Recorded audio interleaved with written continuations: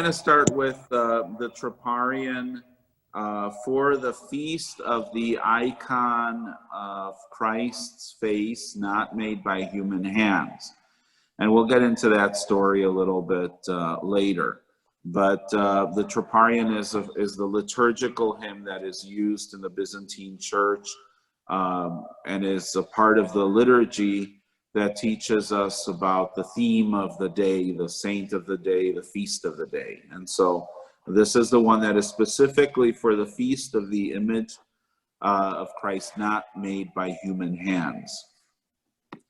In the name of the Father, and of the Son, and of the Holy Spirit. Amen.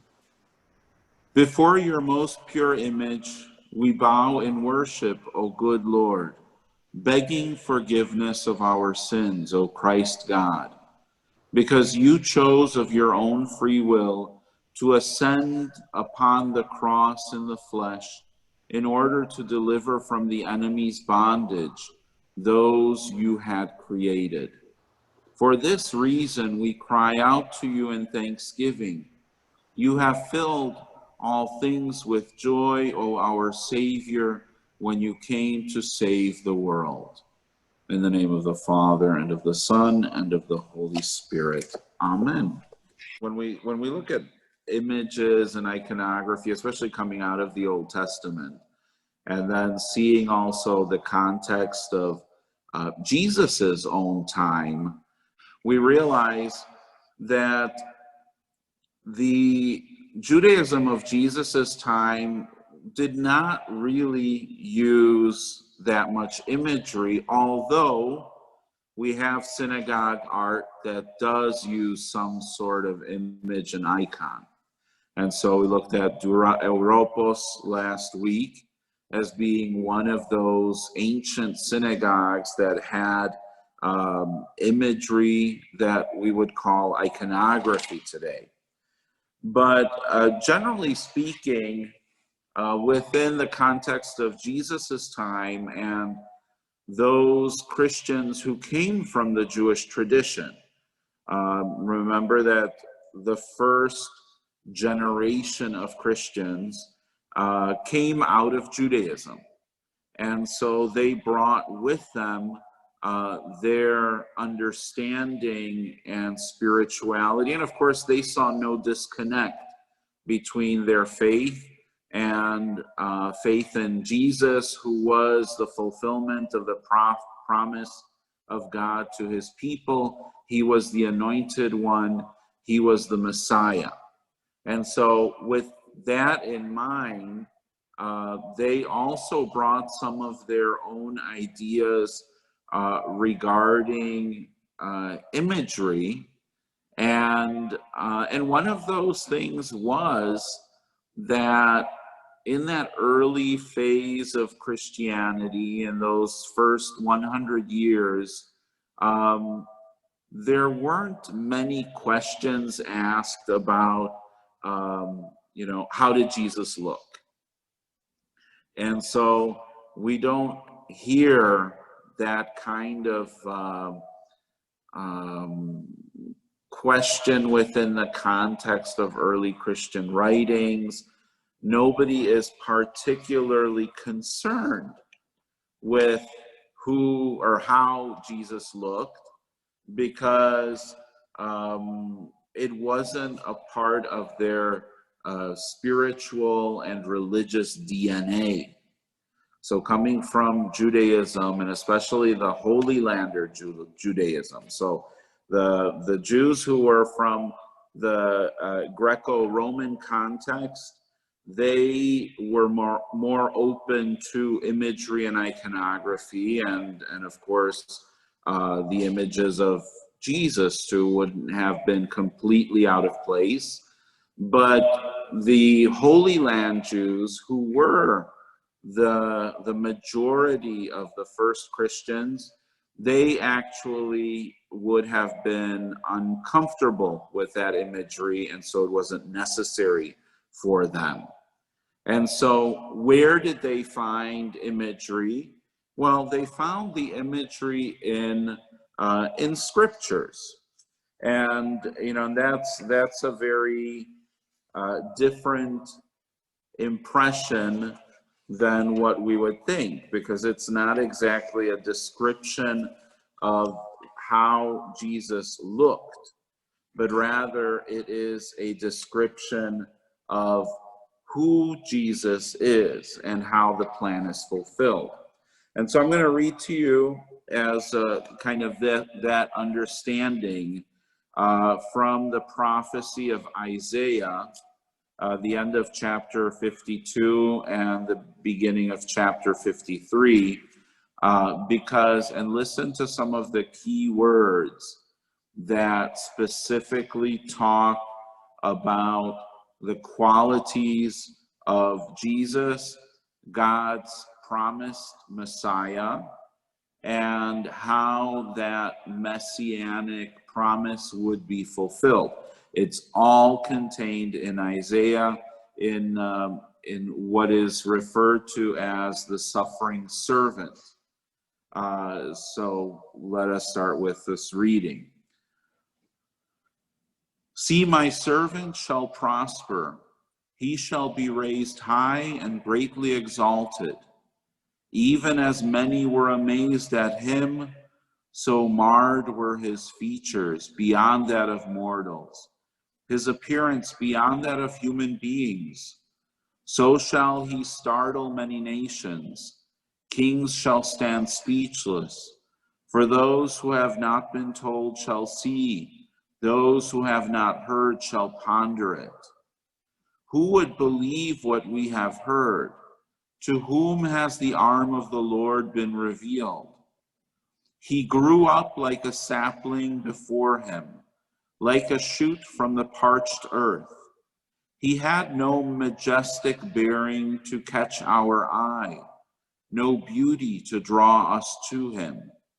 He was spurned and avoided by men, a man of suffering, knowing pain, like one from whom you turn your face, spurned, and we held him in no esteem. Yet it was our pain that he bore, our sufferings that he endured. We thought of him as stricken, struck down by God and afflicted. But he was pierced for our sins, crushed for our iniquity. He bore the punishment that makes us whole. By his wounds we were healed.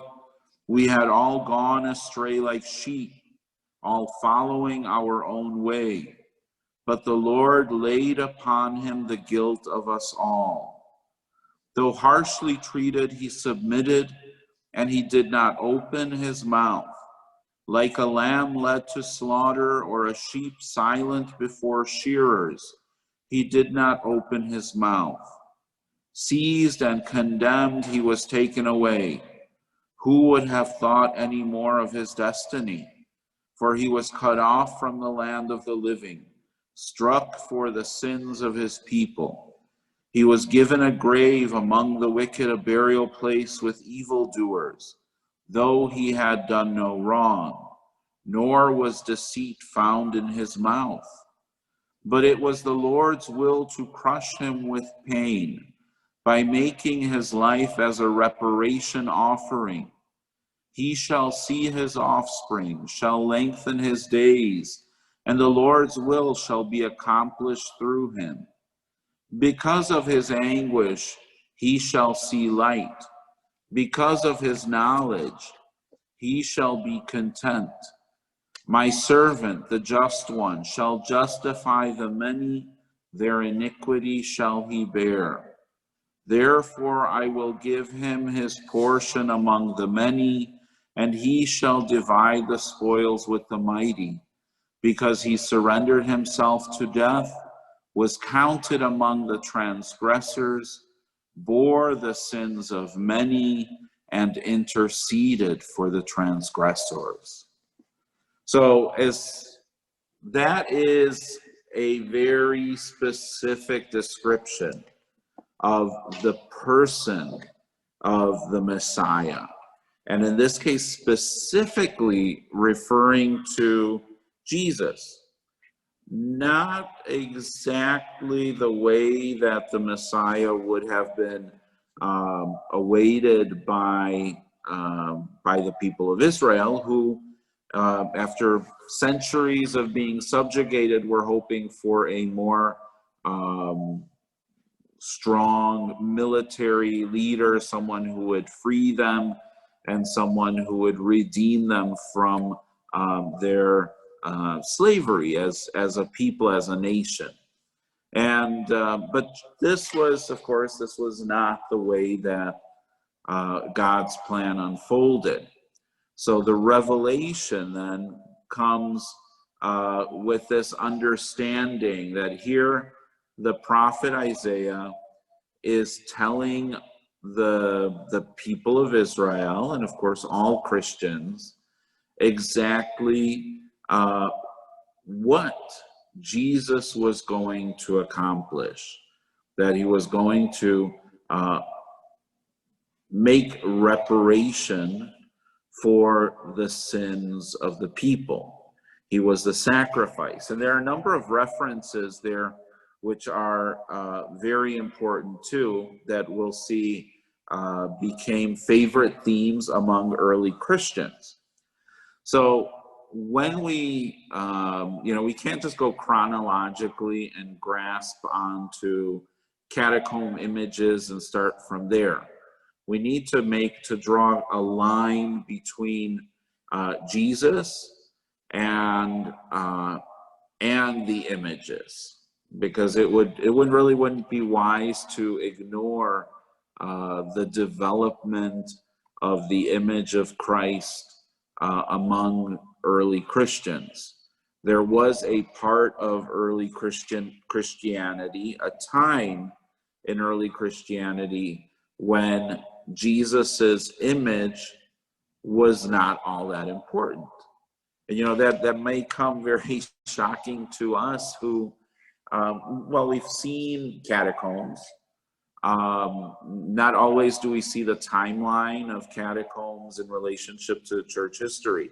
So catacombs aren't necessarily lining up to, right after Jesus's death, resurrection, and ascension, but rather they're a little bit later. So we would say like about 75 to 100 years later, we can start talking about catacombs.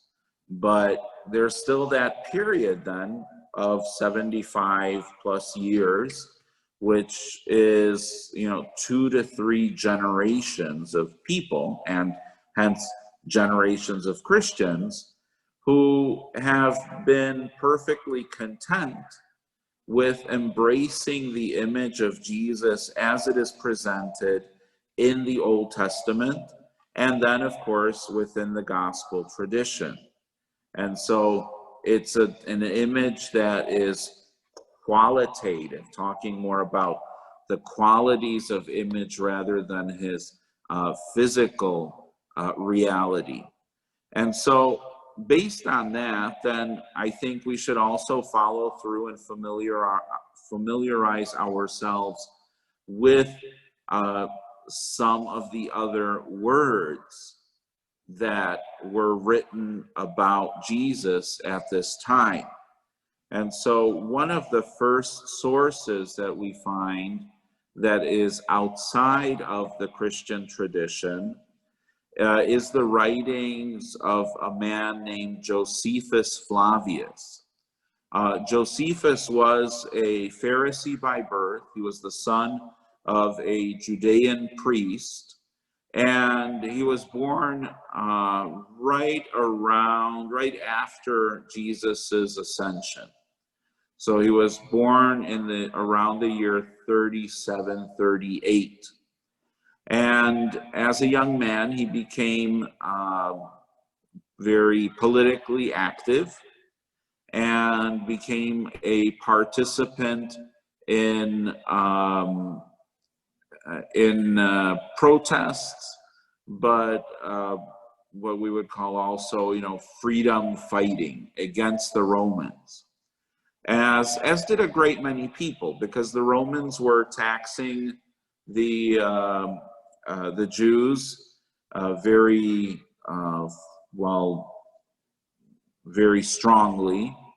And they were taking away a lot of their rights, as well as they were also continuing the long-standing tradition of crucifying anyone who was against the Roman dominion over the Holy Land.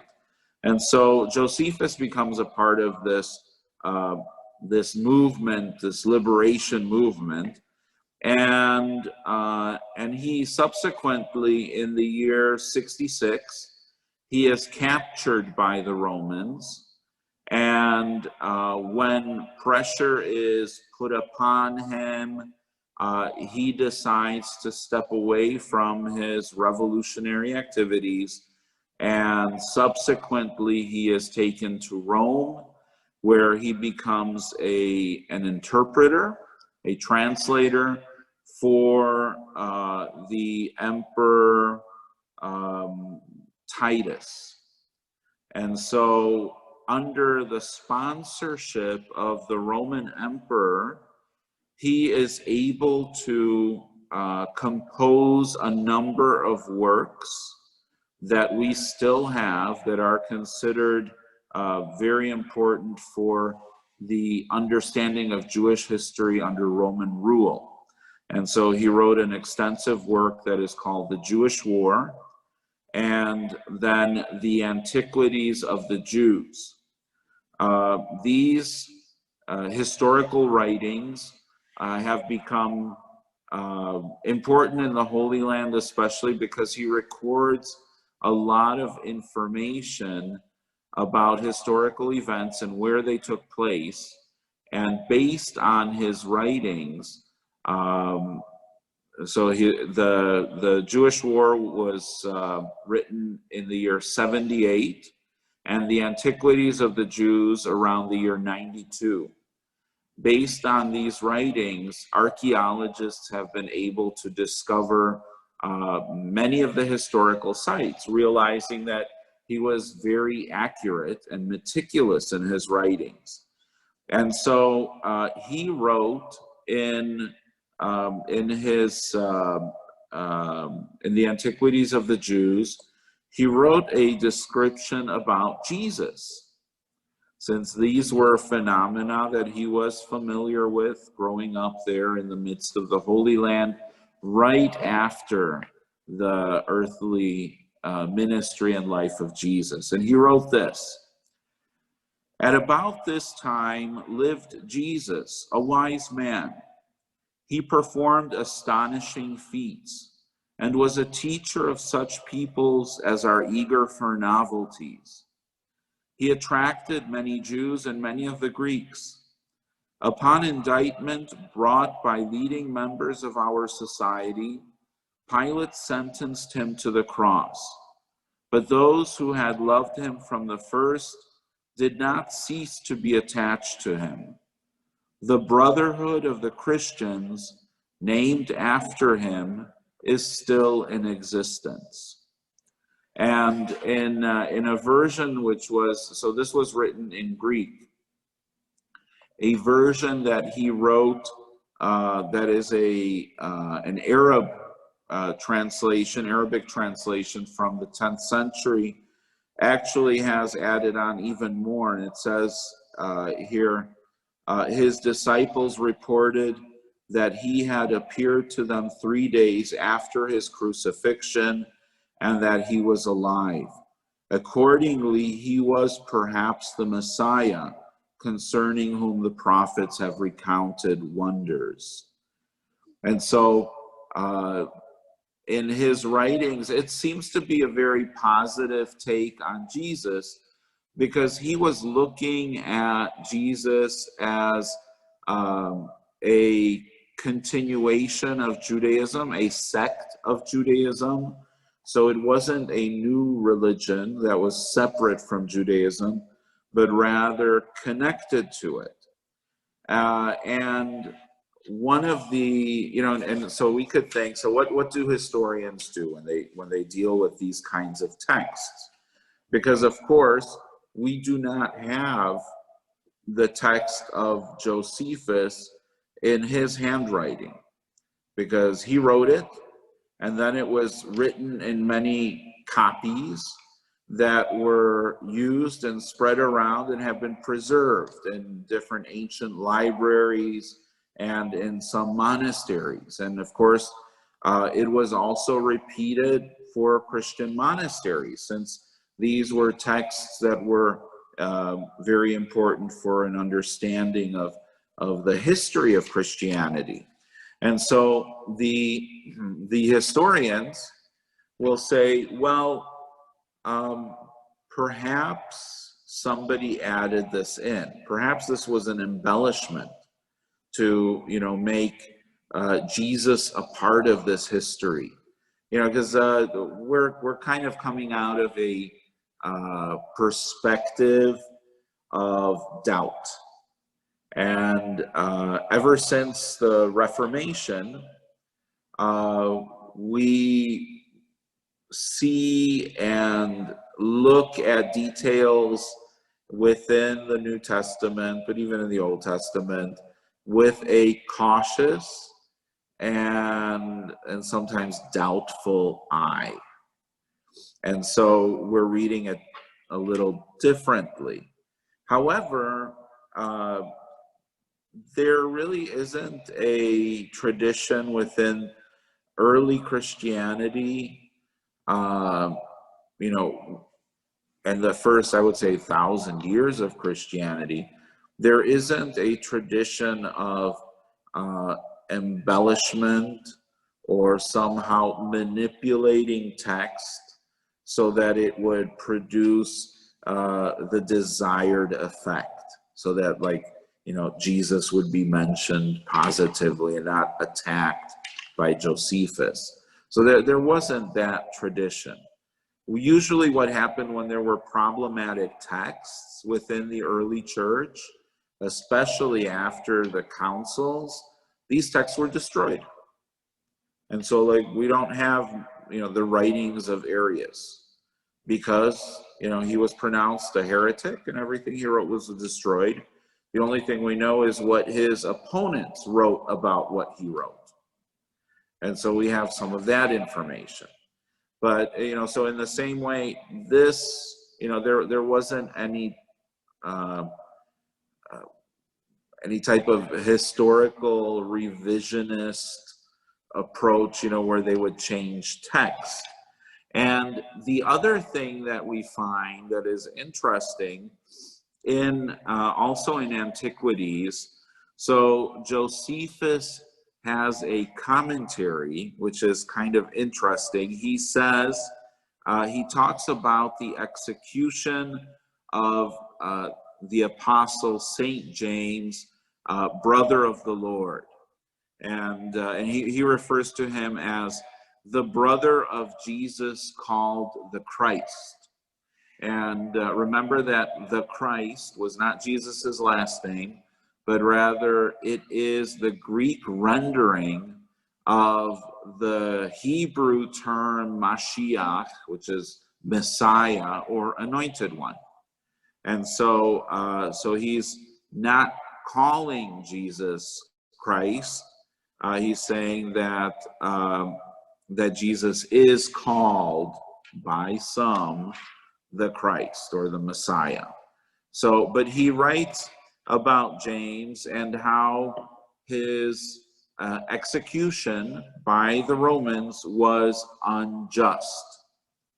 And this is, we find this echoed. So if this was an added thing into the text, added later on when Christianity was legal, after Constantine in the 4th century, then if it was added on, so we would not find it in the writings of Origen in the 3rd century.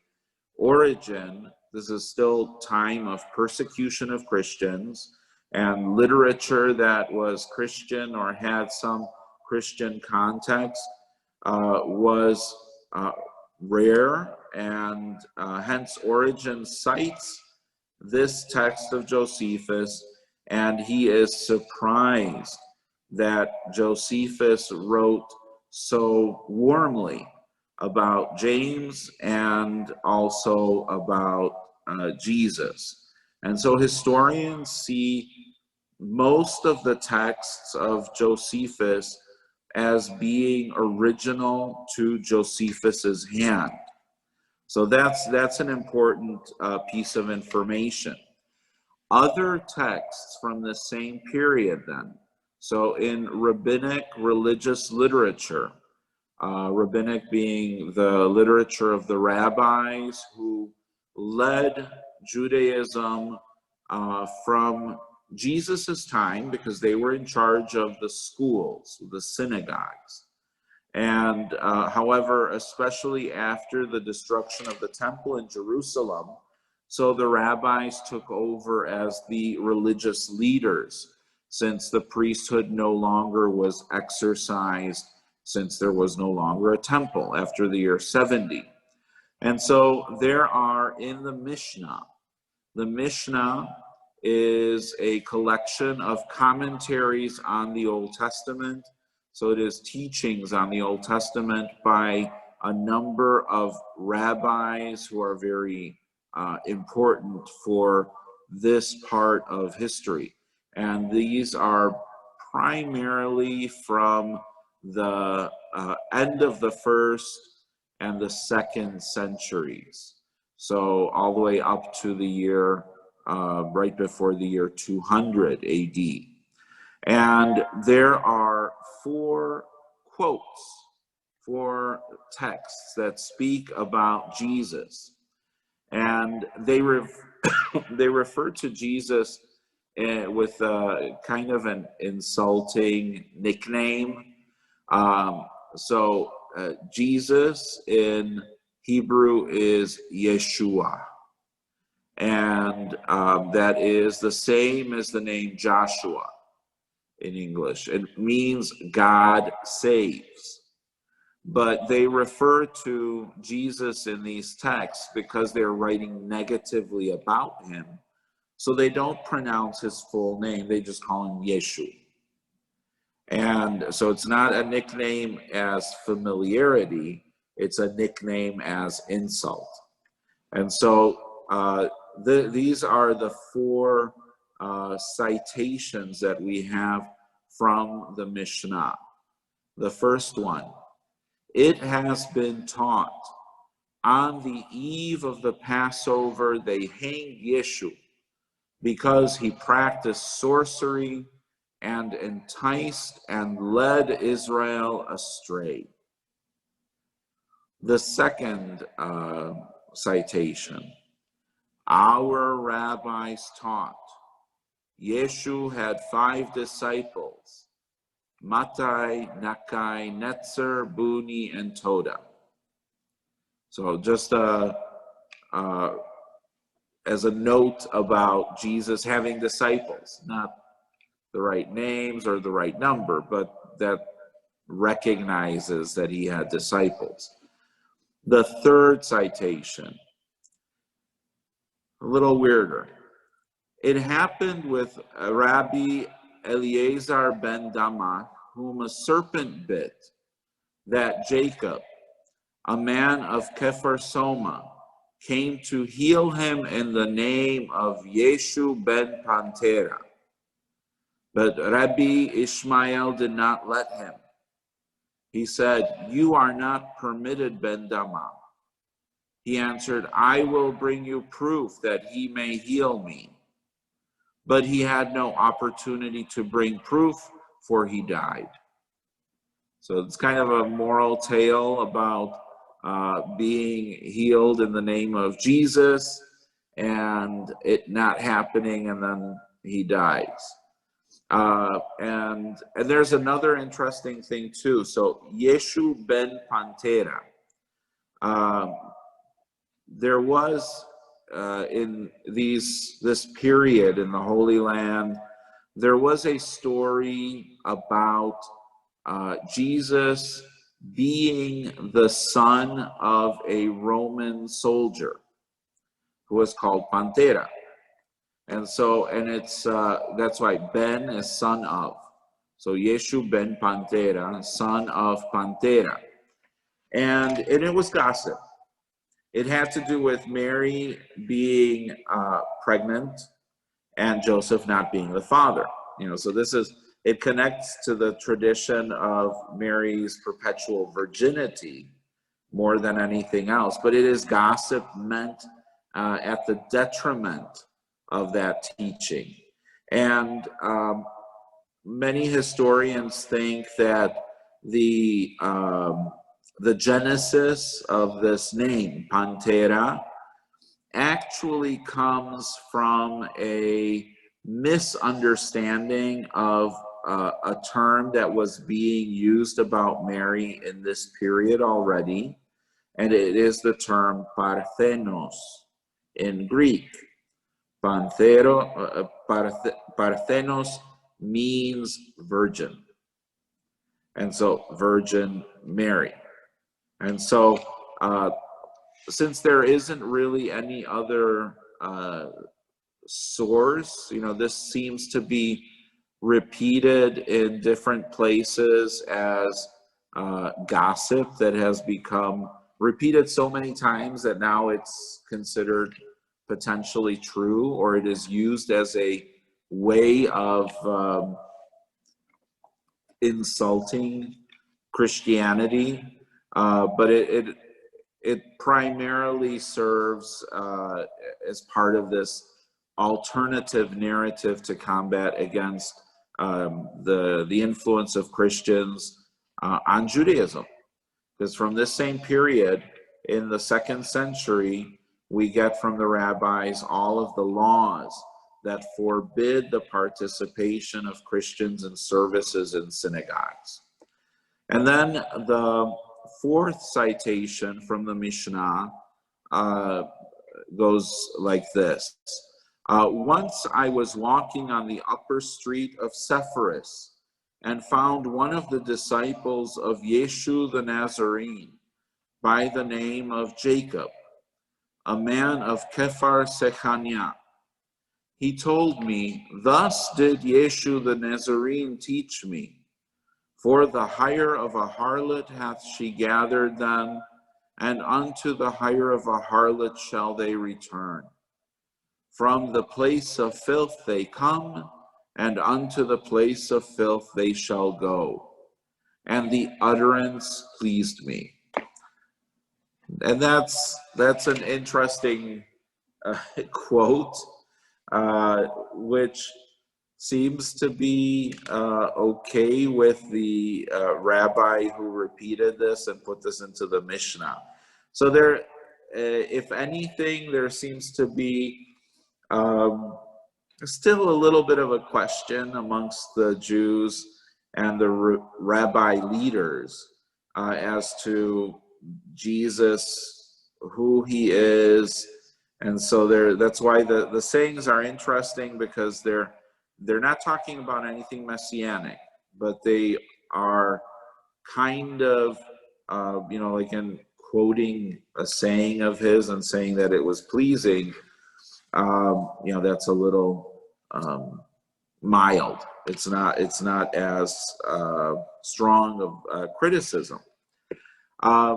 But so going then past the Jewish texts, we still find also that Roman authors and historians, such as Suetonius in the 2nd century, he describes the Jews of Rome rebelling against those who are of Christus. And that's a reference, obviously, to Jesus. And this happened supposedly during the reign of Claudius, between the years 41 and 54 AD. And then, of course, Nero blames the Christians for the city's great fire in the year 64 AD. And then the Roman historian Tacitus, so he says that the founder of Christianity, Christ, had been executed by Pontius Pilate, the procurator. So those are all little tidbits that we do find about Jesus.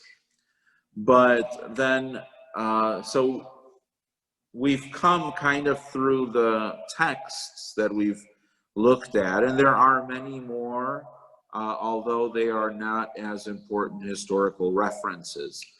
These references are a little more important.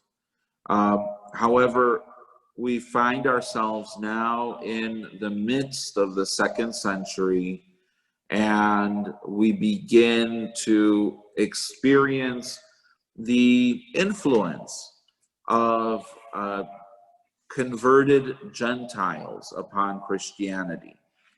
And so this is where I think it's important to state that art and religious art was used by different communities in the Roman Empire in different ways. And so, for example, the Romans who ran the Roman Empire, so they used art and even religious art for their own political ends. So, for example, they would spread the statues of the emperor whom they worshipped as God, or as a god. They would spread those statues all over their empire and depict the emperor in a way that made him look as a powerful deity. The Greeks, in their religious art, so they try to emulate the ideals of philosophers. And so their concern was the aesthetic of beauty, and beauty which was beyond what could even be comprehended and seen in this world. And so they looked at it as beauty. The ideal of beauty is within divinity, within the Godhead. And so every image that is beautiful somehow inspires the masses to behold a little bit of the divinity.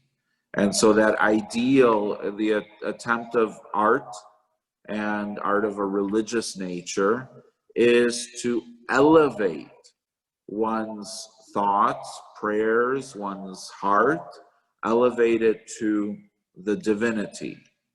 And the Syro-Aramaic cultures, including the Jews, of course, had religious art that was more symbolic and concerned with depicting things around God as opposed to God himself. And the other Syro-Aramaic peoples, so like Hittites, Phoenicians, Aramaeans, all of these who lived in that area, that part of the Babylonian plain, those cultures had more of idols that were practical, had a certain purpose.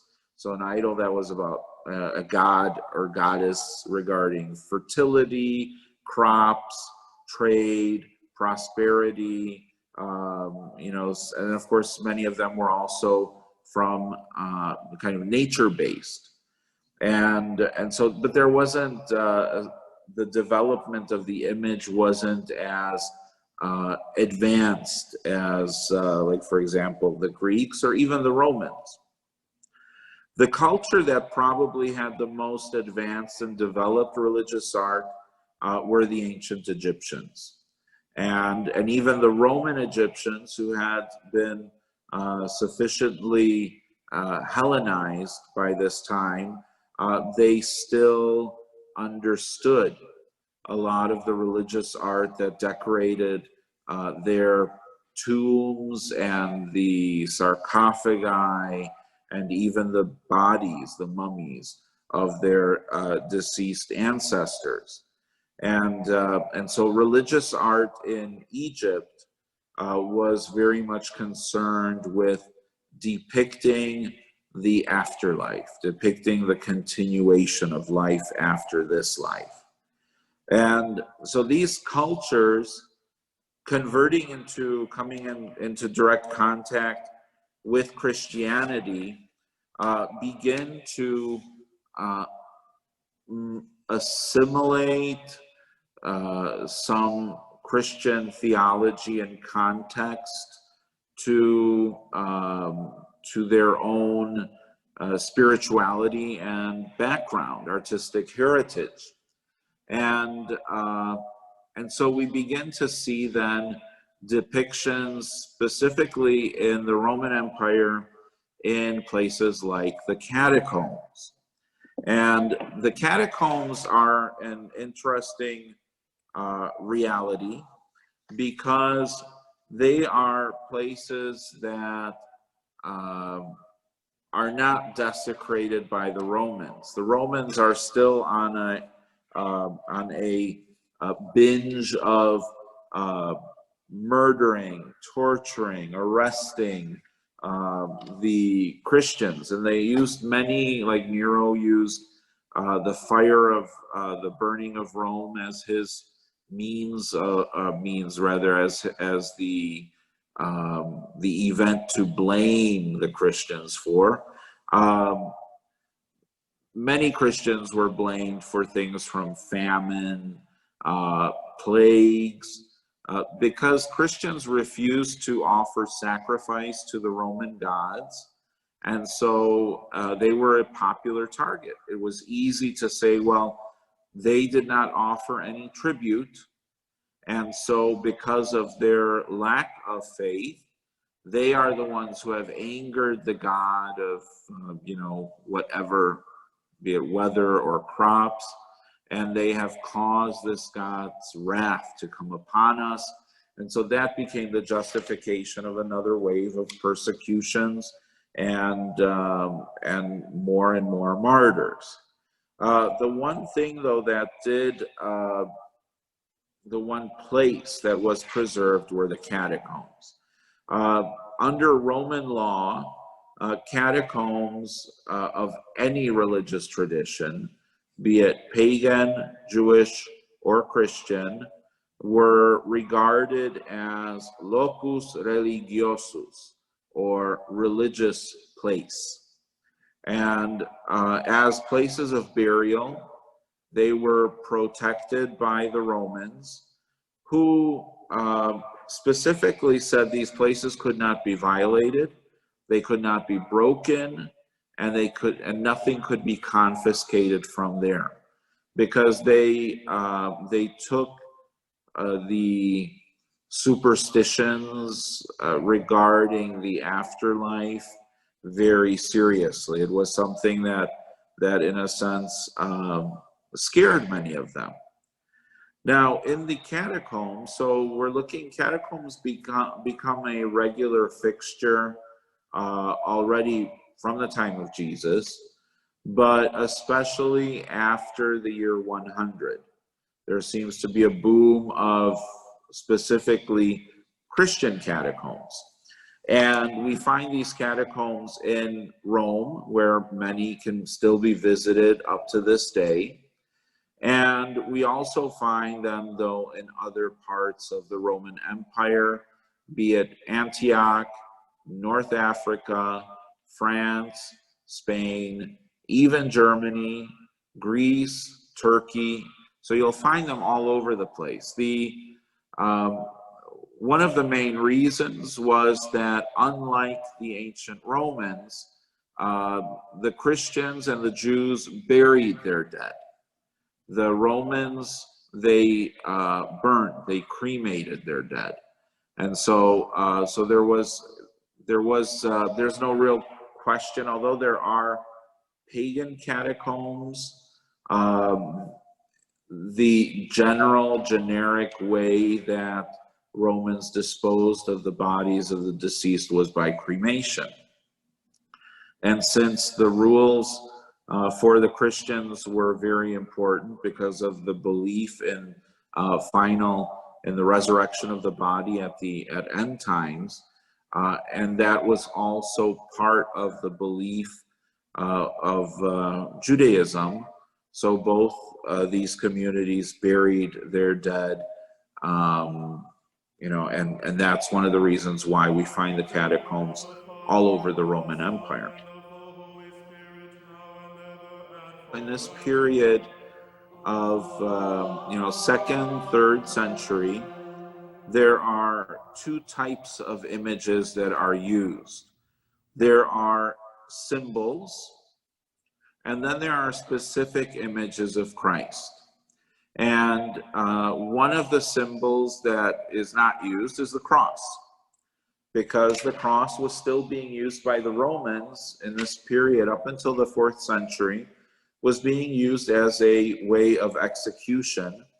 And it was, the Romans had developed crucifixion into an art form. They knew how to protract the victim's last hours so that the suffering would be excruciating and drawn out.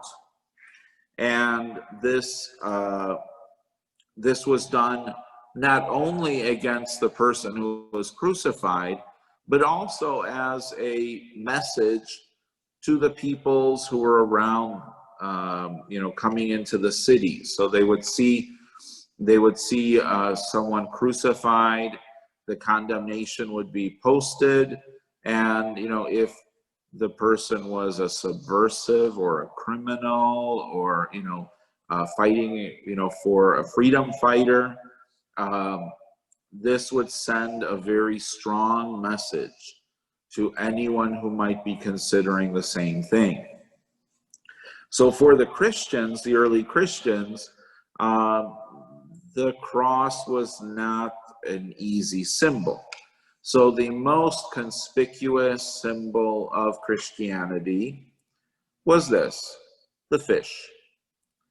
And the fish, because the word fish in Greek, in biblical Greek, is ichthys. It is 5 letters, and each of those letters stands for a word.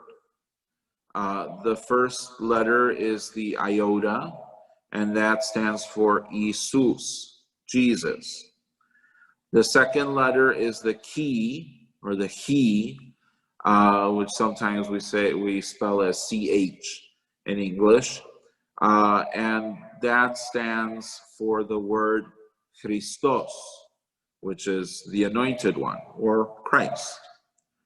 Then the third word, the letter is theta, and it stands for the word theou, which means gods.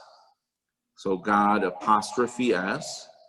Then the fourth letter is the upsilon, and that stands for the word ios, or ouios, and that word means sun.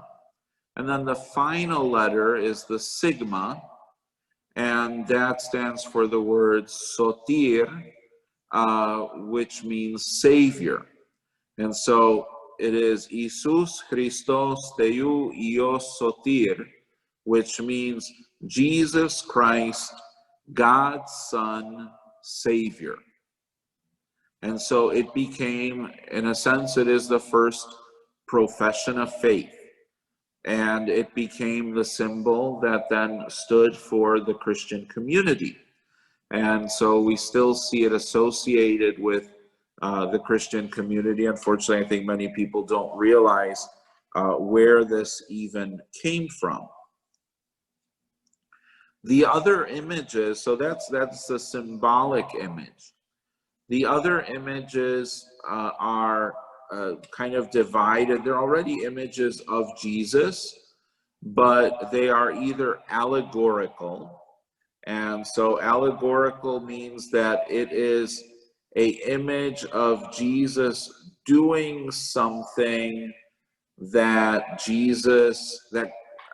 illustrating a quality, but not something that Jesus specifically did. And the most important and famous example of that is Jesus as the Good Shepherd. And so now he wrote about, or he spoke and taught about it, and said very specifically that, God is the shepherd who goes out and leaves the 99, and he seeks out the one that is lost, and he brings it back. And so that image was beloved amongst early Christians. And as I had said earlier, it also is an image that we find in Isaiah's description of the suffering servant. Chapter 53, we find here in verse 6. We had all gone astray like sheep, all following our own way, but the Lord laid upon him the guilt of us all. And so that image of lost sheep is applied then to the Christian community and to individuals within that community, so not just collectively. And so that allegorical image is one thing, and then the other images are more practical, you could say biblically based historical images. And they depict, because obviously for the early church, the most important part of Christian faith is Jesus's resurrection. So having died and coming back to life and bestowing life. And, so that image is important, but they would avoid the cross. The cross was that, very inconvenient symbol at that time. However, it doesn't mean that they did not depict life after death, or life through death, or life that defies death. And so we find symbolically that is picked up, that theme is picked up from the Old Testament, with very often used the image of Daniel in the lion's den, Noah in the ark, and the three youths in the fiery furnace. So those three images, which are resurrection images, are very common. Also Jonah in the whale. And, and if you go through in the Western church as well as in the Eastern churches, if you look at the specifically the liturgical hymns, the breviary, the Book of Hours during Lent, especially around Holy Week, so you'll find these themes are repeated. There is because this was the way that the fathers read the Old Testament. They saw the Old Testament as giving us hints, giving us ideas about what was God's plan. And so they see a foreshadowing in the Old Testament of the revelation that was to come. And so all of these images of the prophets that God sends, all of these images of them being closed in somewhere, so, in the whale, in the fiery furnace, in the lion's den, all of those images of being closed, like in a tomb, a place of death, and yet being able to come out of there, all those images were images of resurrection. And it avoided the use of the symbol of the cross, which would be very difficult to explain to converts and very hard. And that's why we find it echoed in the writings of like some of the Romans who talk about Jesus being executed on the cross. And I would like to share this here, this is, not the greatest thing, but this is one of the oldest images that talks about Jesus. And you can see at the top, you can make out there is a man who is crucified. And although it's a man's body, he has a donkey's head. And so this was discovered in the city of Rome. It is graffiti. And it is graffiti from a Roman military outpost. And it dates to around the year 100, 130. So it is within 100 years of the ascension of Jesus. And inscribed there in Greek are the words Alexamenos, which is a name. Alexamenos worships his God. And so it was graffiti that was made by a Roman soldier about another Roman soldier who happened to be Christian.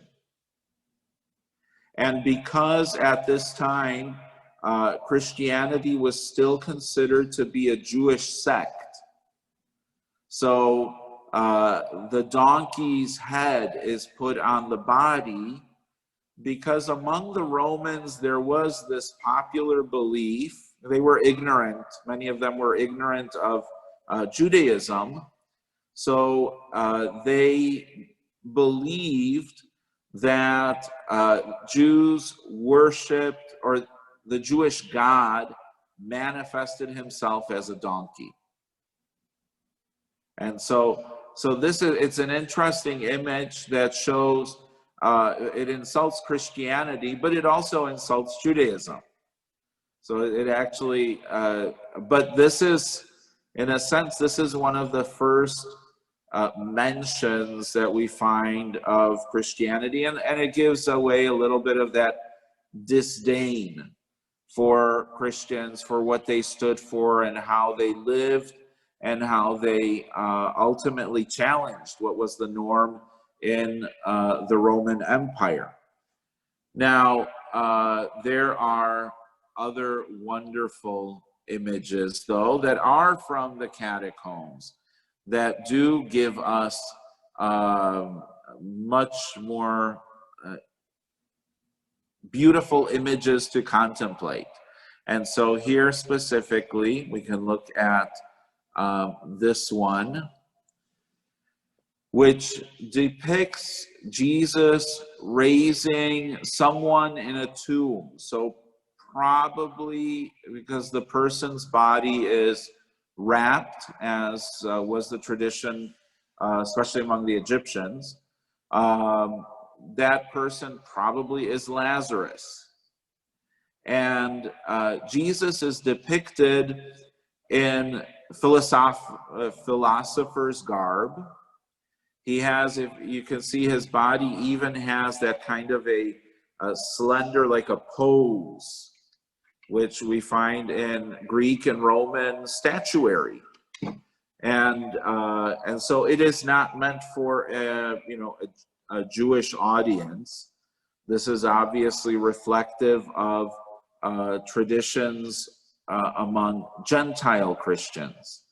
And so he, as a philosopher, as a teacher, that is within Greek and Roman society, that was a very respected position, because the philosophers were considered to be the conscience of people. They were the ones who reminded politicians, not to be selfish, not to do things that are ungodly, that, there are higher ideals of democracy and of society and things that are good. And so they challenged all of that. And so this depiction of Jesus as a philosopher was one way of showing it. Then secondly, Jesus was depicted beardless. And beardless was a big deal because the Jewish people and Jewish men grew beards. But Roman society and Greek cultured Roman society, they looked at one who is clean shaven as being better educated, and taking care of himself, because it was a lot of work. That meant you had to bathe, you had to regularly shave, you had means, you had money, you had position. And so Jesus got a quick makeover and assumed, in a sense, Roman traditions, so that he would be understood as being someone who was worthy of respect, and he didn't look like the Jews. Because that was the other end of it, was that Jews were tolerated within Roman society, flourished in many places in Roman society, but they were also deeply resented by many of the Romans and the pagans, because they did have a certain sway and influence, and they were able to not offer sacrifices to the Roman gods, and instead they paid a tribute. So they paid a tax for that privilege of not having to offer sacrifice. And then they still kept to themselves. Although they were culturally influenced by Greek and Roman culture, they still maintained communities that did not mix. They did not marry outside of their people. And they were okay with wearing clothing that was different, and of course having a beard. And so that was a big deal. Then the third thing that we see in this catacomb fresco is that Jesus in his right hand is holding what looks like a stick. And it is essentially, this is exactly what we see in Harry Potter. It is the magician's wand. Now, the way that, these images, they speak in a sense. So it is a way of expressing that Jesus had power. So the wand is similar to like the scepter that a ruler would carry. The wand, how do you illustrate when you're drawing or painting an image of Jesus raising someone from the dead? The best way to show power that is above normal, that is inexplicable, is to give this wand as a way of showing it. Today, we talk about magicians, and it's not like they have powers. It's sleight of hand. They do tricks. Some are very excellent at what they do, but generally, we all know that there is something behind it. There is sleight of hand, but at this time, they did not know that. And so there were the ones who were the charlatans, but they, unless they were found out at some point, they were considered to be gifted. And so in the same way, this was not showing that Jesus was a magician in the sense that we know of it today. It is a way of showing that he has power. Then there are a couple of other images also from this same period in the catacombs. And this one specifically, this is from the end of the 2nd century. And this shows the woman who is pulling at the tassel, at the hem of his cloak, the woman with the hemorrhage. And again, Jesus is dressed in the same way, following the Greek tradition of philosophers. And so these are all of these that we have seen now, these two, the last two, are from before the year 200. There are many others, and like I said, there are also Old Testament scenes, which I won't share, since we're just focusing on images of Jesus. The problem, though, is, well, this doesn't look like a Jewish Jesus. And I mean, he doesn't even look like the Jesus in the icons that we know. And he doesn't look at all like any of the even romanticized Baroque paintings, the realistic paintings of Jesus. He looks very different. And, why is really because this is the merging of tradition, where the necessity to depict Jesus was not a need within Jewish Christian circles. And so where it was needed was specifically amongst the converts from the Gentiles.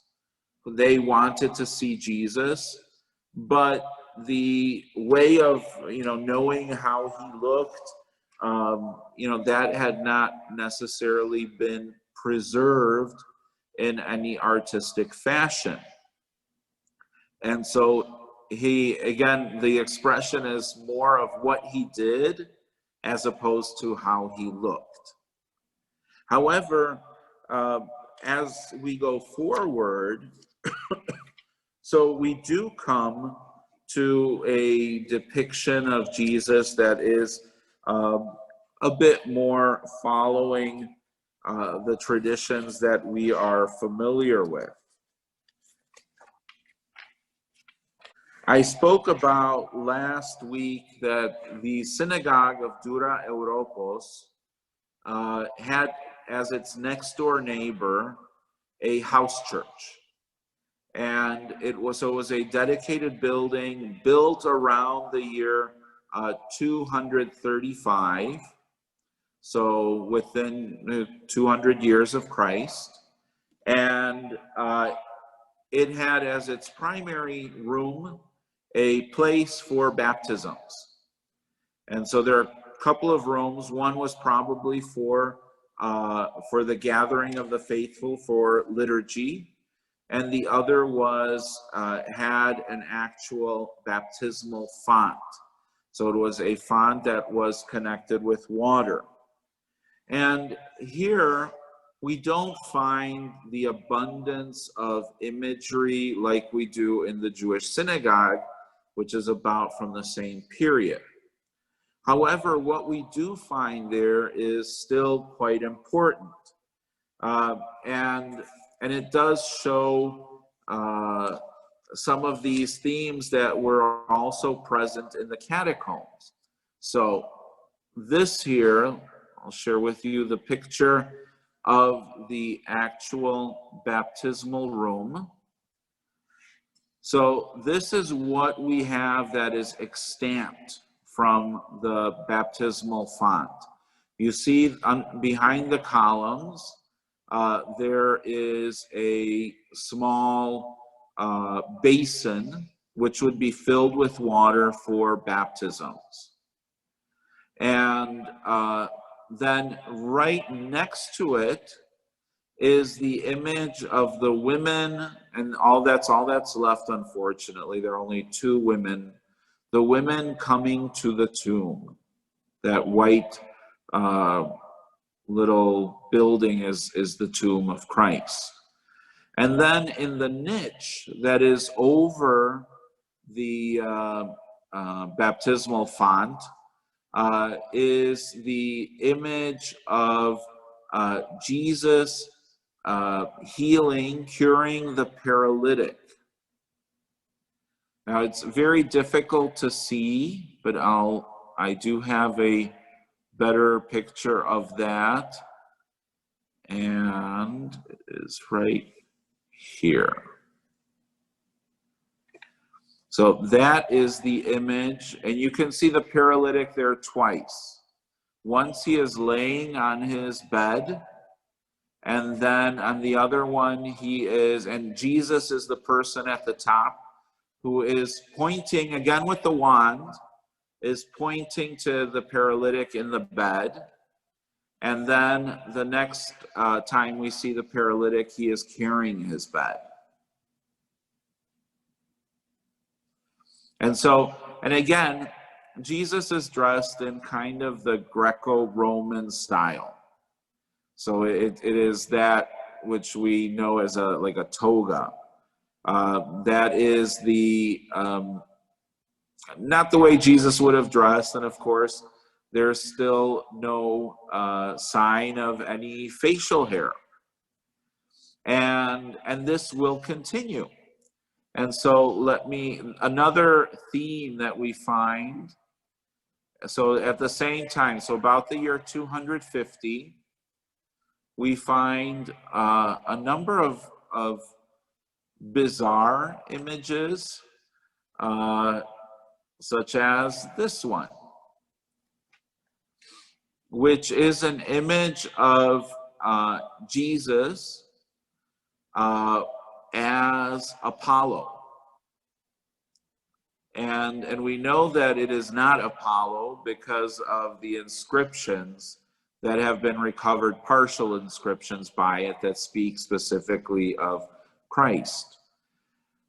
Where do we find this mosaic? Well, this mosaic is part of the system of catacombs that are under the Vatican. So this is in Rome. And among the Romans, there was a very popular cult of the victorious sun. And it became more popular than a lot of the ancient religion of the Romans. And in Rome especially, it was like a big feast day for celebrating, for excess of food and drink and sex. And I mean, it was just a wild time. It was celebrated on the day when the night became shorter. And so the feast on the Roman calendar, the feast of the Sol Invictus, the victory of the sun, the victorious sun, the feast of the Sol Invictus was celebrated on December 25th. So flash forward 150 years, and that's how Christmas kind of became, took it over, because it was so popular amongst the Romans living in the city of Rome itself.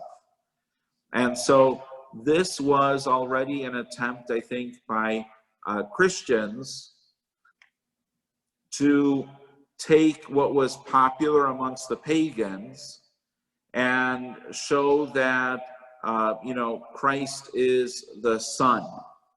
And these themes, this became very popular too among the early Christians, not only the Romans, but also just as the theme, because remember that Christ, the early Christians believed that Jesus's return was imminent. And so, and it was considered that he was going to return from the east, and he would come on the clouds, on the sky. And so this image, taking the Apollo image, the sun god, taking him and tweaking him, he would become a symbol of Christianity and the waiting for Jesus's return. And now we see this is reflected if you go to the first apology of St. Justin Martyr. He specifically addresses this, and he speaks about this coming of Christ, which is foretold in the prophecy of Daniel, and is echoed in Psalm 19. And so this is not like some historians will say, that, Christianity was just merging things, taking everything that was already with the pagans and, just using the language that had already been used by the pagan Romans and Greeks. And that's not true. They used images which would convey the teachings. It was not just a Christianization of paganism. It wasn't the baptism of Apollo. It was a way of saying, okay, well, this is a belief of the pagan Romans. They have this whole relationship with the sun. And now let's take this and make this understandable within the context of Christian faith. And so Jesus is the Son of Justice. And then take all of this from the Old Testament that refers to that and use that to show it. And so we find, so this is from about the year 250. And then we find another image, which is also fascinating and quite beautiful, which is even clearer, showing Jesus as Apollo. And it is from around the year 260. And it is not found in Rome, but rather was discovered in the UK, in Great Britain. And this is also, we know it's Christian because behind his head, instead of the rays of the sun, he has the two letters, the first two letters of Christ, of Christos. The He, which is the X, and the Rho, which is the P that we see there. And then to add to it, there are two pomegranates that are depicted there on either side of his head. And the pomegranate was associated with the fruit from the tree of life. And so it's a symbol both of paradise lost and paradise regained. And so, and again, it is Jesus in a rendering which is far more Roman and Greek than it is Semitic. And, but it's not the end when it comes to these images. So at this same time, and this is one of the things I really wanted to touch upon as we go forward historically. So there is a text which is considered early Christian. And so we go to this, which is by Eusebius. And this is the history of the church. Eusebius was a bishop who was living at the time of Constantine. Constantine legalized Christianity, then he moved the capital to Constantinople. Rome and Constantinople became co-capitals. And in the year 324, in the year 325, he called the Council of Nicaea so that a list of what is believed could be made, and the bishops who were heretical could be called out, specifically Arius.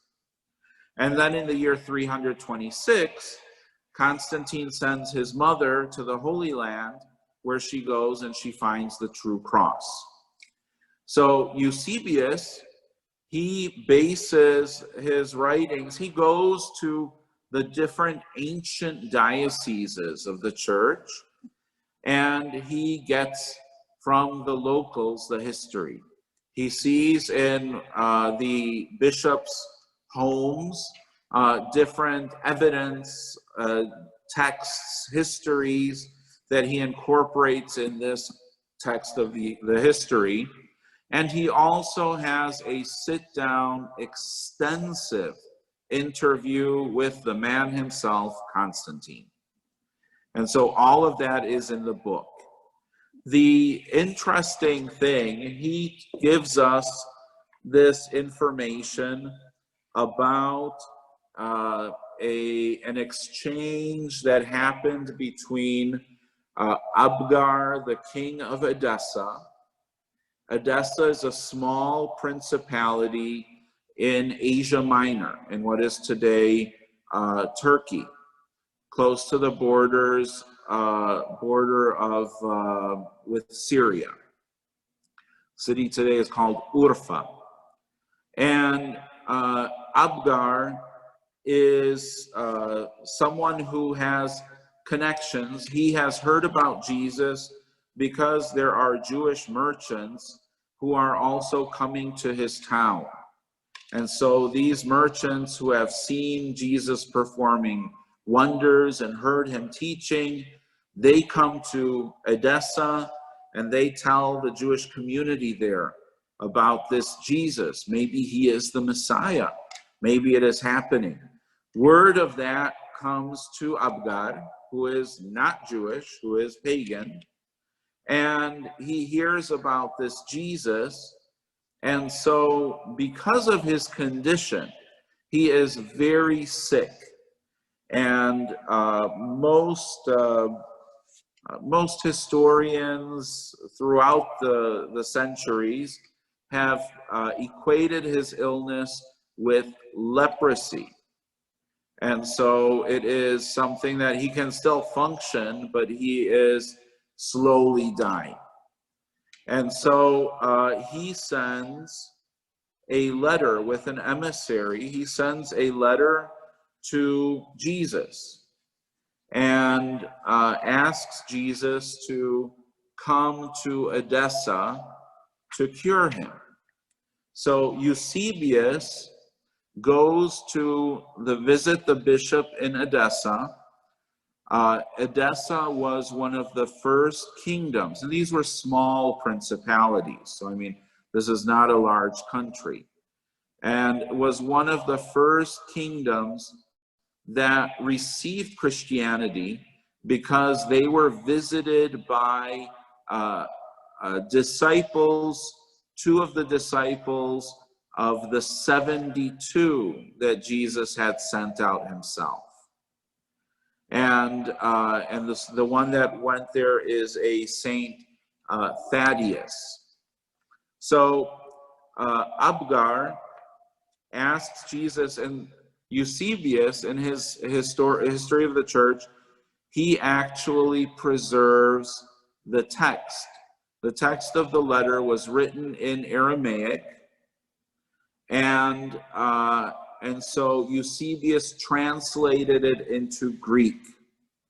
And so this is the English translation of this famous letter that Eusebius said it was ancient when he got it. So he did not question its authenticity. So this is the reading of the letter. Abgar, king of Edessa, to Jesus the good Savior, who appears at Jerusalem, greetings. I have been informed concerning you and your cures, which are performed without the use of medicines and herbs. For it is reported that you cause the blind to see, the lame to walk, cleanse lepers, and cast out unclean spirits and devils, and restore them to health, who have been long diseased, and you raise the dead. All of which, when I heard, I was persuaded of one of these two. Either you are God himself, descended from heaven, who do these things, or you are the Son of God. On this account, therefore, I have written to you earnestly to desire you would take the trouble of a journey here and cure a disease which afflicts me. For I hear the Jews ridicule you and intend you harm. My city is indeed small, but it is clean and neat and large enough for both of us. So the letter is rather charming because it also does reflect kind of the mood around Jesus. So even Abgar heard that the Jewish religious leaders were not all that thrilled with Jesus, and so they were looking for ways to arrest him. And that was no secret, because we know from the trumped up trial that happened of witnesses who had been paid off, that things were brewing there. And so the other interesting thing is that Eusebius also read and translated the response of Jesus. And now Jesus did not write this. We actually know that it was written by Ananias, who was the messenger. He brought Abgar's letter to Jesus, and then when Jesus replied, so Ananias wrote down. Jesus dictated, and Ananias wrote it down. And so this is the response of Jesus to Abgar. Abgar, you are happy because you have believed in me, whom you have not seen. For it is written concerning me that those who have seen me should not believe in me, and they who have not seen might believe and live. As to that part of your letter which relates to my visiting you, I must inform you that I must fulfill all the ends of my mission in this country, and after that be received up again to him who sent me. But after my ascension, I will send one of my disciples who will cure your disease and give life to you and to all that are with you. And so, it's very interesting. It's beautifully written. And, the English translation says, for example, Abgar, you are happy. But actually, the Aramaic original is blessed are you, because it is the same word that is used for the Beatitudes. And so it's a very interesting letter. So we read this, and it's an interesting exchange, and something actually that really could have happened. As we say, the world is small, and at that time was even smaller, and so word traveled fast about Jesus. But then there is this issue. There is this issue that we are told that Jesus sent to Abgar an image. That the Ananias, the guy who was there, who was the messenger, so he tried to sketch Jesus's image to take that back to Abgar, and so by sending this image, that the image would somehow affect the miraculous cure of Abgar. The Ananias had problems painting the image. It didn't look right. And so Jesus went and he took the canvas, the linen, and he pressed it to his face, and his image was left on the canvas. And so that was the image that was then taken to Abgar, and that healed him. And that image, that's why it is called the icon of Christ not made by human hands. And it's what we're used to seeing like this. And I have another one. And this became very popular. This image appears in every Byzantine church. It used to be over the doorway, the main entrance. And so this is a Russian variant. And so this image, interestingly enough, I don't know if you listen to me when I read the letter, there's no mention of any image. And so that's like an interesting question. Well, so we know about the letter, and it is mentioned by Eusebius, whose History of the Church comes out around 337. He does not mention the image either.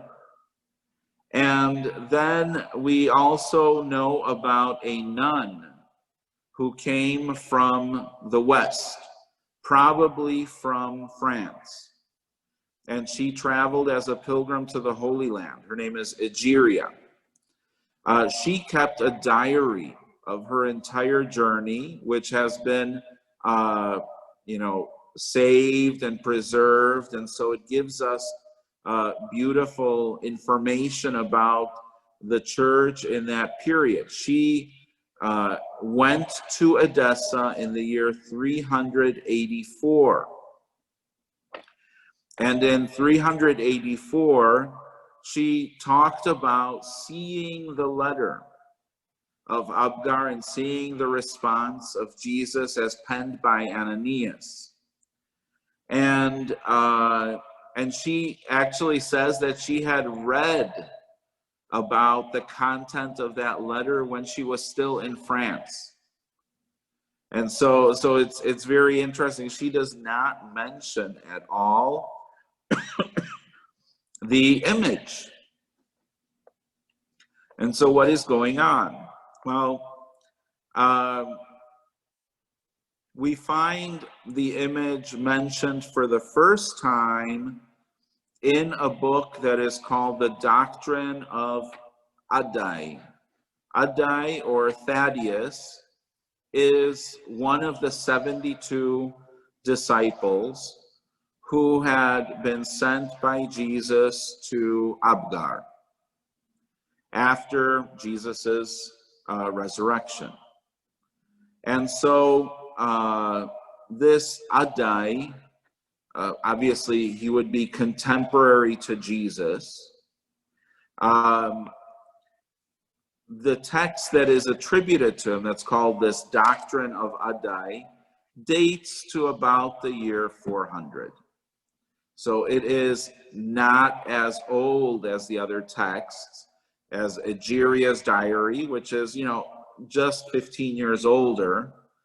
But Eusebius's history is older, that these texts don't have anything about this icon. And it appears for the first time with this history about Ananias painting the image and then it being impressed onto the cloth, Jesus taking the cloth to his face. It appears for the first time in this Doctrine of Adai from around the year 400. So what does this mean? Well, actually, the only image that we know of in this point in history, at least, that is not made by human hands would be what we know as the Shroud of Turin. And obviously after the destruction of Jerusalem, everything, even Jews were expelled from Jerusalem and, within a 100-mile radius, and that included the Christians. So anyone who kept things like the shroud, that they would have taken that with them. And so we know of activity of the apostles, specifically Bartholomew, in and around Edessa, this kingdom of Abgar. And so it is one of the theories is that the shroud was taken to Edessa, which was at this point firmly Christian. So it was already a town that was, from its ruler all the way down to the bottom, they were all Christians. And so it was a place that would be safe, where they could take the shroud and in a sense, protect it and hide it there. The shroud, we do know, was folded. The historians who have examined the actual Shroud of Turin have ascertained that it was folded in such a way at one time in its history where only the head was visible. And so it's, what we're seeing is probably the merging of a couple of different stories, at once, where this relic by the year 400, this relic was associated with the life of Jesus, and it was mysteriously made, so Jesus pressed his face into the cloth, but for a number of hundreds of years, it had not been unfolded. So it was forgotten that it was associated with Jesus's burial, and a whole nother legend or story was developed as to explain its background. And so the two became confused. The story of the letter of Abgad and the story of Jesus's burial, and then subsequently the relic being brought to Abgad. But that renders it's a more historically plausible and possible. It also, there are historical events which may have impacted some of this. So for example, after the year 400, the Persians overrun Edessa, and the Christians take the image and they wall it up in the city wall. And so it is left there for hundreds of years before it is rediscovered. And then at that point it is brought out and then taken to Constantinople, where it remains until the 13th century. So, a lot of these things, we know a little bit of history. You can kind of piece things together. You still have to draw the lines between them because we don't have the proof. And a lot of the things that happened are also, they've been obliterated by the passing of time, and specifically because where all of this happened has been under Islam for over 1,000 years. And so many of these histories have been forgotten because they were suppressed, or information was destroyed, or communities were moved. And so a lot of what we know is conjecture and trying to piece little things together. But what we do know is that the Persians, they conquered Edessa in 609. And according to Muslim historians, it is said that the towel, they call it like a towel with Jesus's face, was thrown into a well in the city of Edessa by the Persians. And the Christians, though, so they have another history that's a little bit different, that says that that it had disappeared, and but however was preserved, and then in the year 944 was taken to Constantinople, where it remained until the year 1204 and the sacking of Constantinople by the Crusaders. So a lot of it, to be pieced together. The story, though, of the image and the letter are probably separate, and they may have kind of merged. An interesting tidbit that kind of talks about is it the Shroud of Turin or isn't it?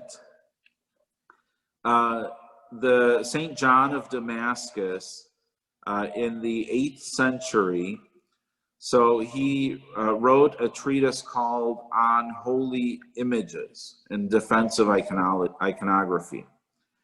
And so he actually makes reference to the story that Abgar requested an image of Jesus. So he repeats that same one that is of, later origin. But he specifically calls the cloth an oblong cloth. So it's not a square. That's an interesting tidbit because, of course, the shroud is rectangular, and it would have been folded over itself even when it was stretched out because it was under the body and over the body of Jesus. And so there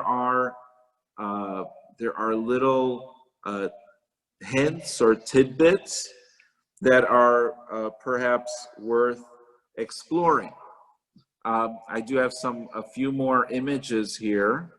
This here is an image of Abgar on receiving the cloth. So the icon on the left, the ancient icon, is from the 10th century, from Mount Sinai, and then that is a contemporary reworking based on that icon of a Russian iconographer.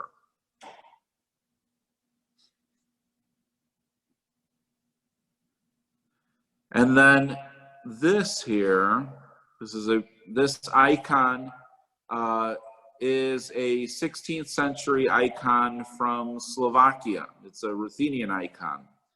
And it actually has related on the edges the whole story of Abgar. The story of the icon became obviously very much attached to Abgar in the letter. But you can see on the right-hand side, Abgar is sending his emissary to Jesus, and then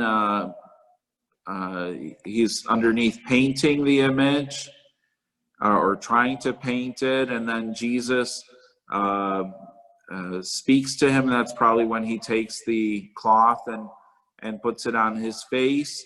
And then at the top, we see the image delivered to Abgar.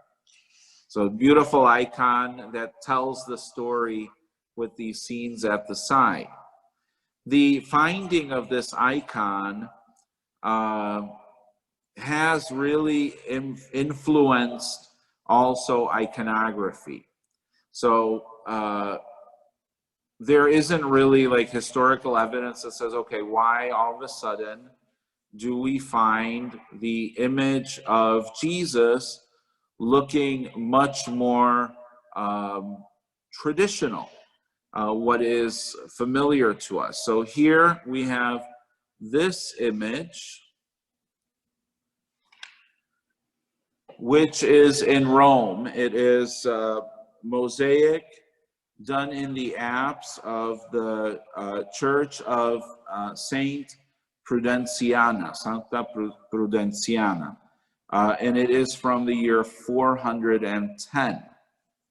So notice the coincidence that the text of Adai was from around the year 400. And so this is reflective because remember on the Shroud of Turin, the face of Jesus was quite clearly bearded, Jewish.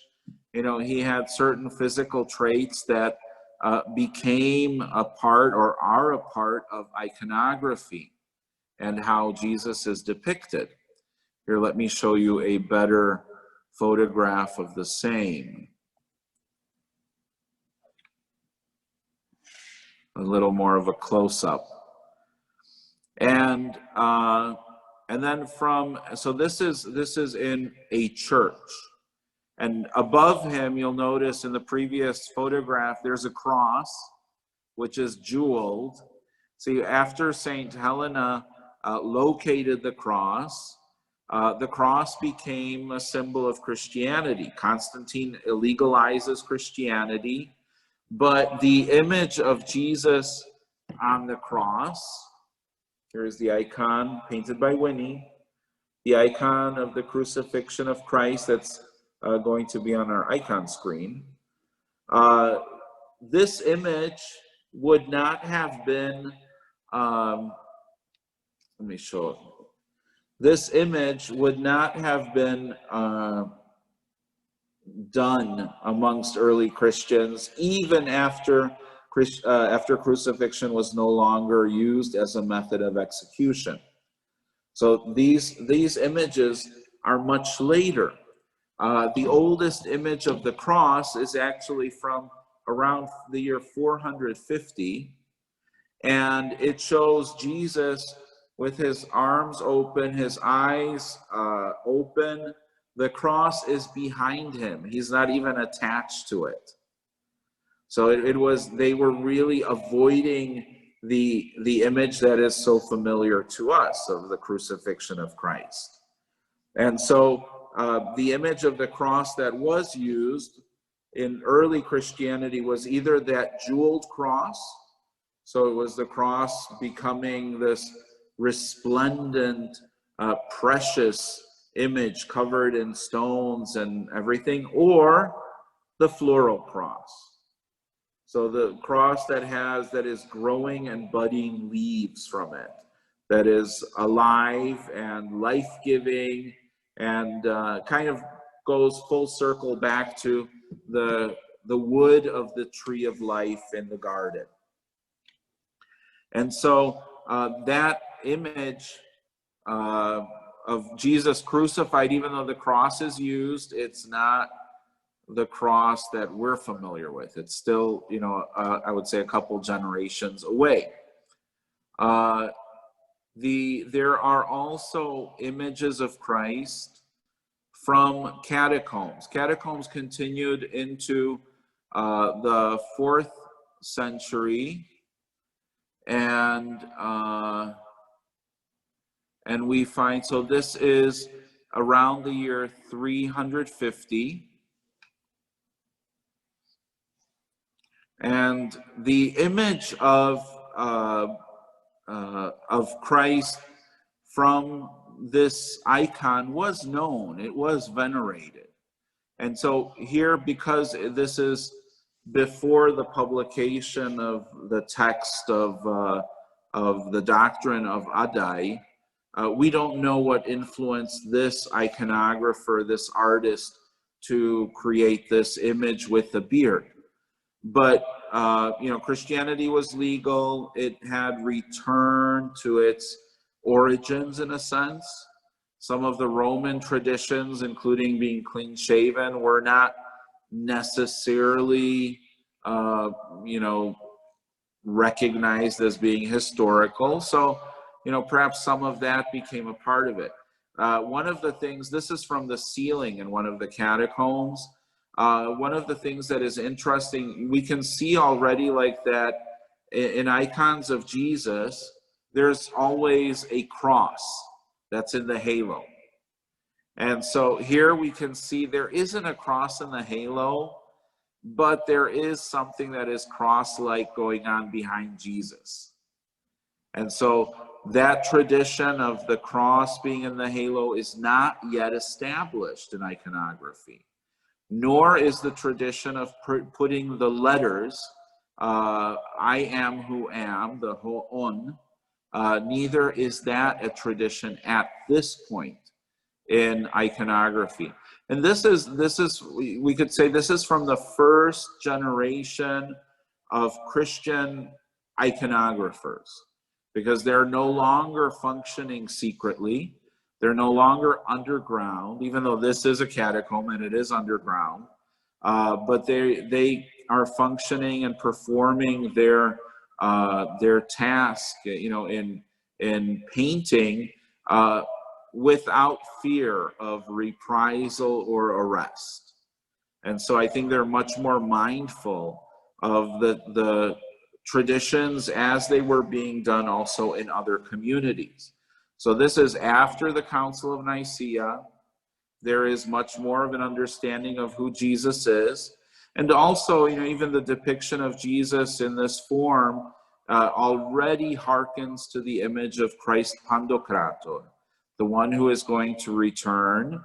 And he, with his beard and looking a little older, he is also the image of the Father. So Jesus said that specifically, if you want to see the Father, look at me. And so there is some of that too. But nonetheless, this is focused on already the Jewish Jesus, with still the garb is philosopher's clothing. And then there is another image, which is also from the same period, around 350, and it depicts the Pandocrator. This is also from Rome, and it's unfortunately a small image. I couldn't find a better one. But it depicts Christ enthroned with Peter and Paul on either side, and then at the bottom is the Lamb, and the depiction of, I believe they are the four evangelists. So, because this is the period of time, this is around 350, this is the period of time when the gospel canon has come together. So Constantine brought the church to consider the canon of what would be in the New Testament. And specifically Matthew, Mark, Luke, and John were accepted. And so that became important. Then the Lamb is also a symbol of revelation of both the sacrifice of Christ, the fulfillment of Passover, perfection of Passover, but also Jesus's return. And then Jesus seated in glory, of course, is the Pandocrator, as illustrated that way.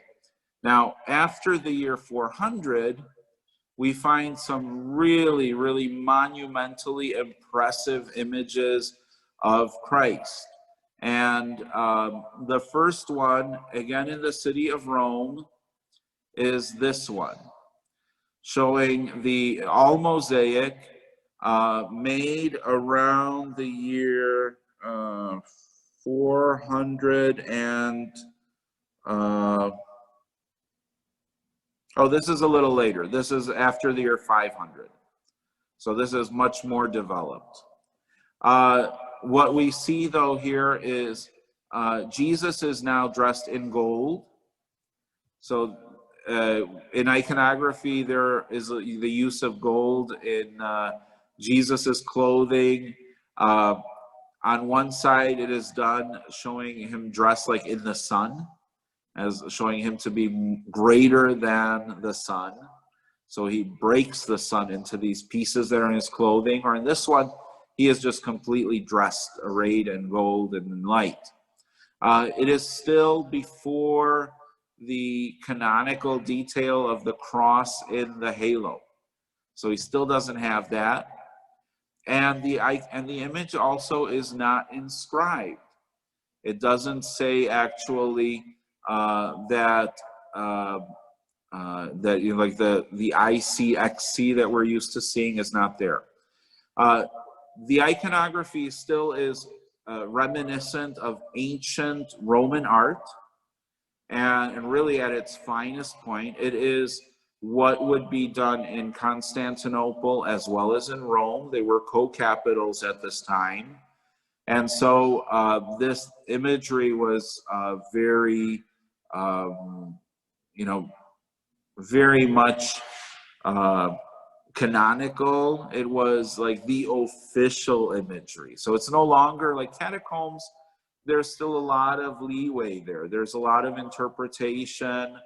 But here, this is very specific. And when we look at the image of Christ, close up, so we can see he's much more Mediterranean. He's not so white. And one more close up. And much more Semitic. And so we're seeing a certain development that I think has to do a lot with the story of the Mandilion, or the image of Jesus not made by human hands. It became so popular that this image was everywhere. Every Christian church. It was found specifically in the East, because since the story was written in Aramaic and then subsequently translated into Greek by Eusebius, it was read by everybody, and everybody wanted to have this image. And so we find it everywhere. That's why John of Damascus talks about it. That's why we find it in Egypt and Constantinople. Because it was considered to be a true image of Jesus, and there was no other image of Jesus.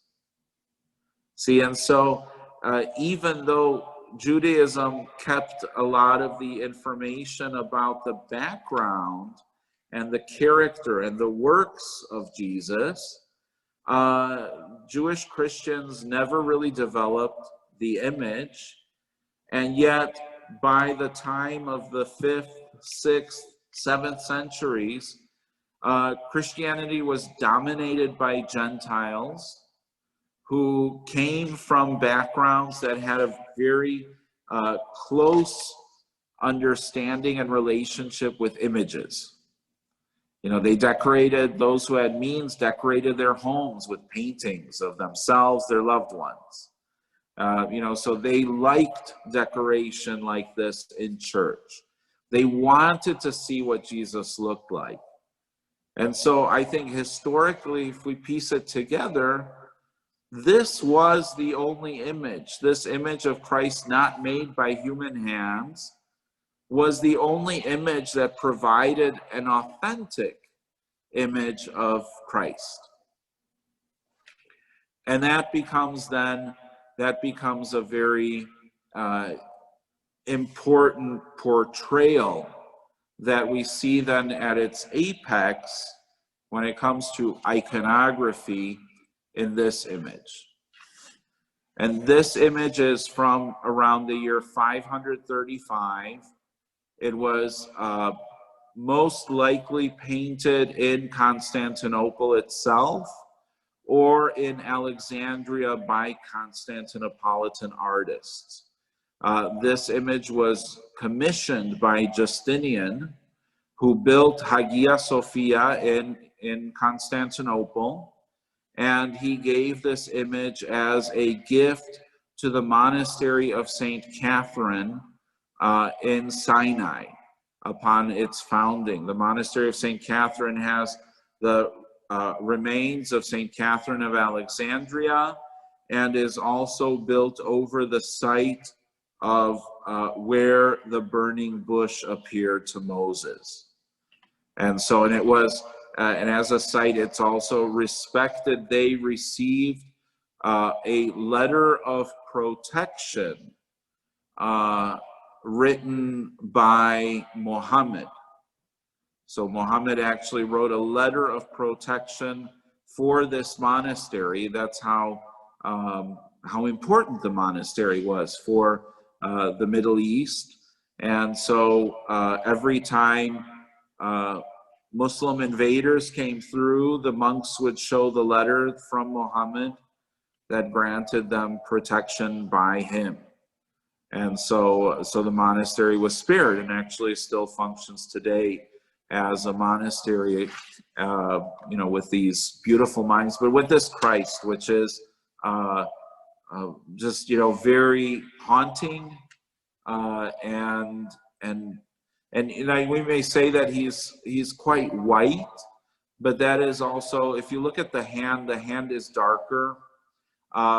The icon was restored, and so like the final touches and the layering, some of those layers are gone, and so the coloration that it reflects may not necessarily be of the way it was when it was originally painted. And it is a work that was made in caustic, which is hot colored wax on panel. Very difficult technique, but it was the most popular technique before egg tempera became widely used, starting in about the 10th century, 9th, 10th centuries. So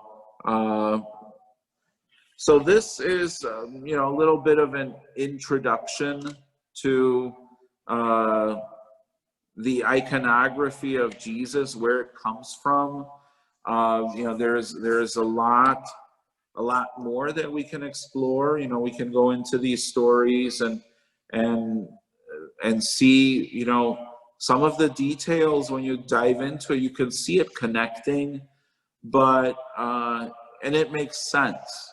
I think unfortunately the Shroud of Turin has become tainted by all different kinds of speculation and even by what was very unprofessional behavior of the laboratories that were supposed to be not biased in doing their research. And so there are some that speak about the Shroud of Turin. There's a book that is, there are many books that have been written about the Shroud of Turin. The one that does a little bit of piecing it together is this one called Jesus the Evidence by Ian Wilson. And he's a British reporter and historian of sorts. So he brings together a lot of information, and it makes for an interesting read. This book is still available. I've seen it over and over at like half-price books. So that book is a little more speculation. So it's not coming like from the context of the church. It is a reporter who is skeptical about the laboratory's work, and so he's piecing together some of the information that he knows of, and it actually is more consistent with what I presented this evening. In looking at some of the essentials when it comes to describing the early Christian experience of Jesus and the understanding, this book is excellent, Jesus Through the Centuries by Yaroslav Pelikan. And he wrote this book. He is a historical theologian, so he goes through the entire history of Christology, explaining, how things developed, what they meant, where they came from, and it's a good read. It's not too complicated, and it does give quite a bit of information. Then we had, a few years ago, there was an exhibit in Fort Worth at the Kimball Art Museum, and their catalog is actually quite well done, and it is picturing the Bible, the earliest Christian art. And I actually bought this one. So it's a catalog. It has all of the references to Jesus as in early art, not just catacombs, but even jewelry and other manuscripts, etc. It is very well done. The articles that are contributed to it are also quite detailed, and it's a very good read. This book I found 2 weeks ago at Half Price Books for $19.95. So it's still available, brand new. And those of you who are parishioners here, this is now in the lending library of our parish. So if anyone wants to borrow it, we got it here. And then a book which is a little more, this was published by the Getty Museum, and this was an exhibit, The Dawn of Christian Art. And so it connects a lot of the Roman and Egyptian traditions that then are expressed in some way in Christian iconography. A very well done book. Unfortunately, that's one that I've never seen at half-price books. I'm sure, and it was a pricey book, and I don't think that the price has gone down on that, unfortunately. So, but as far as a reference, a tool, well worth it too. And there are books that I do have. So any of you who are down here in Houston and want to borrow any of these books, just let me know. I'm definitely happy to share what I have, my resources. Okay, questions?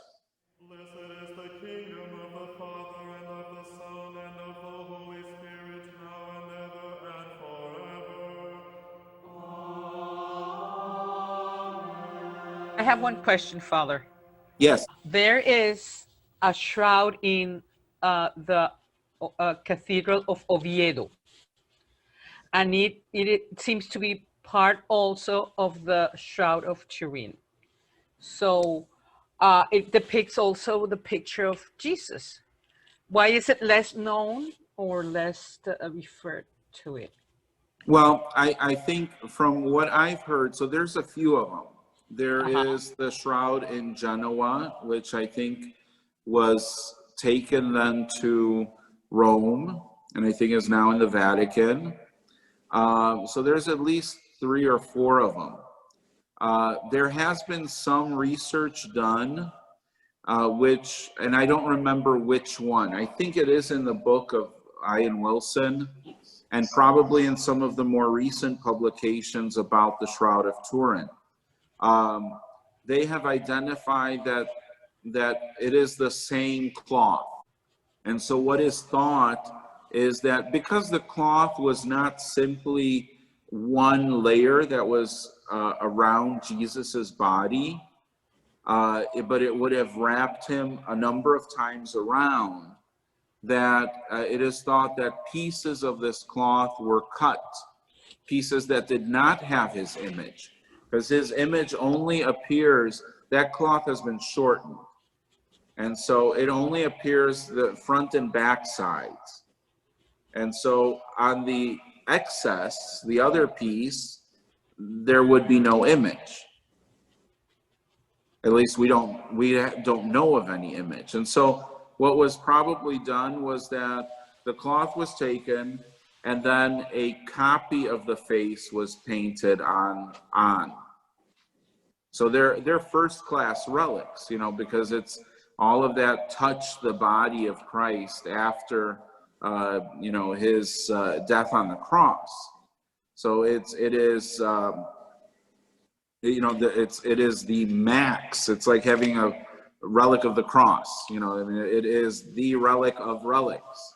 In order not to just have a you know, piece of cloth showing, so you know, it became, I think, the way of doing it was to paint the face on it as it appears on the original, and this way it gives it a certain connection to the original. And they all do resemble each other. They, you know, one of the things that they've done is kind of map them, superimpose them, so they're about the same size, the original. So there is historians think that they have been copied off of the original exactly in the same size.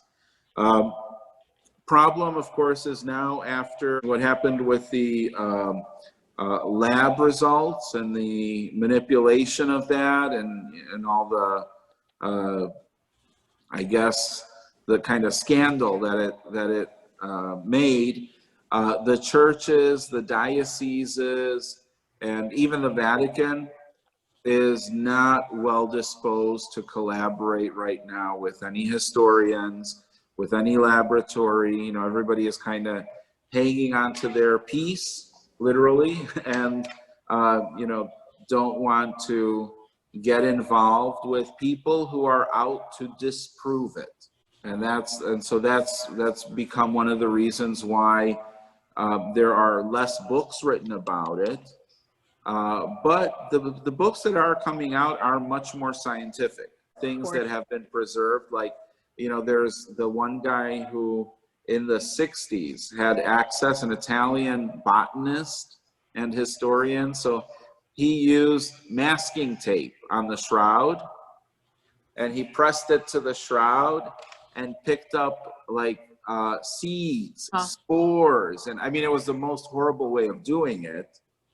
But all of his research we have. So, and all the plants and everything, they're specific to the Middle East and to the Holy Land, like not to Iraq or Turkey, or they're specific to Holy Land. So things like that, you know, that's still being used. But as far as, you know, comparison of icon to icon to icon to the original, man, that's not happening just yet. They've also done the superimposing of images, like with the icons, like the Sinai Christ, and superimposing it on the image from the shroud to show like how the facial features line up, the way that the chin is, and how chiseled the cheeks are, that all of it lines up with these ancient icons. Another one of the documentaries, they try to imitate how it was made.